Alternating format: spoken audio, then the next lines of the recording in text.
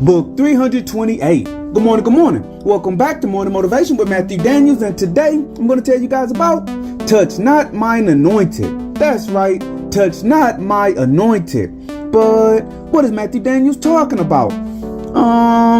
A long time ago, in a land which is now uninhabited in these modern times, a temple stood to a goddess named Raquel. This goddess, it was said, gave all things good unto mankind, and she took their pain and sorrow from them and gave them happiness and joy.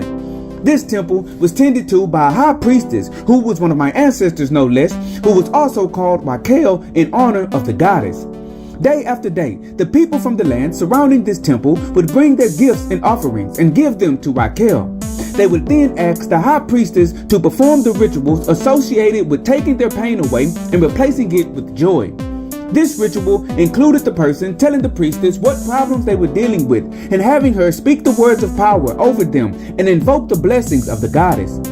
One day, an extremely wicked man was speaking with his wicked friends, and they were devising ways to become rich through treachery, crime, and evil doing.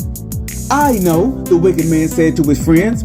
"Every day for several years I have watched the pitiful people of these lands take their offerings of money, jewels, and goods to the high priestess of Raquel in exchange for a blessing in their life. I am sure that inside the holiest place of the temple there lies a treasure so great that if we stole it, we will become rich forever." The wicked man and his friends knew that the high priestess tended to the temple alone, so they all agreed that it would be easy to go and rob her.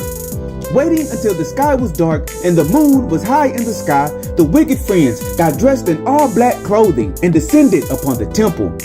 Catching Raquel off guard and in prayer, they sprang upon her and enacted their evil design.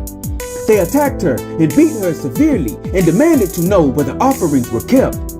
The high priestess Raquel, totally shocked by their deplorable actions, told them where the offerings could be found, but she advised them not to take them.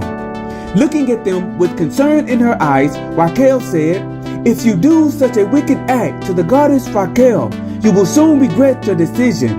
Be wise, my sons. There is no lasting reward for evildoers."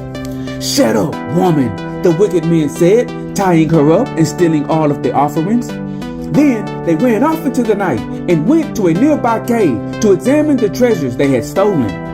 When they opened the bags full of the people's offerings, a mighty wind came forth from them, and a whirlwind spun out of control in the cave. The wicked men hollered loudly as they were tossed about violently. When the wind subsided, the men's bodies were contorted badly. They had sores and boils upon every inch of their flesh. Their minds were overtaken with the whispers of demons, and the joy they had from a successful robbery was replaced with the emotional turmoil of 1,000 problems.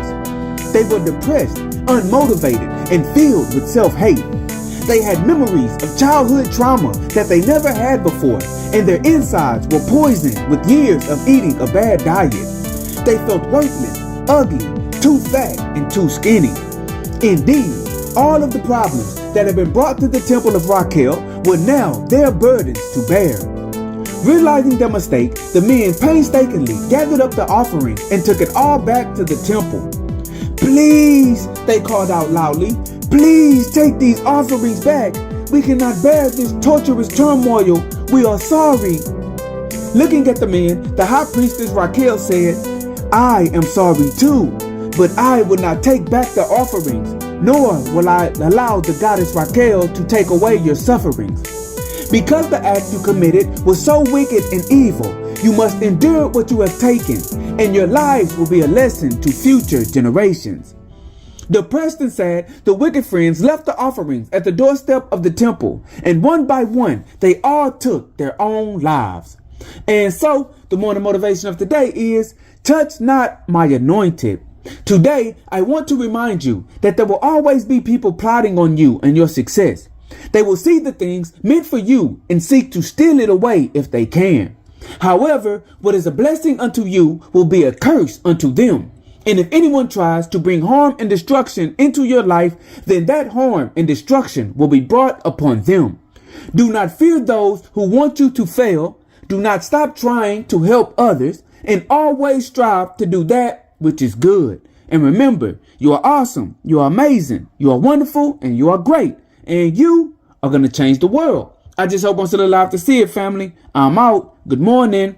To order books in the Morning Motivation with Matthew Daniels book series, search Morning Motivation with Matthew Daniels on Amazon.com or visit www.dandyandbigherm.com.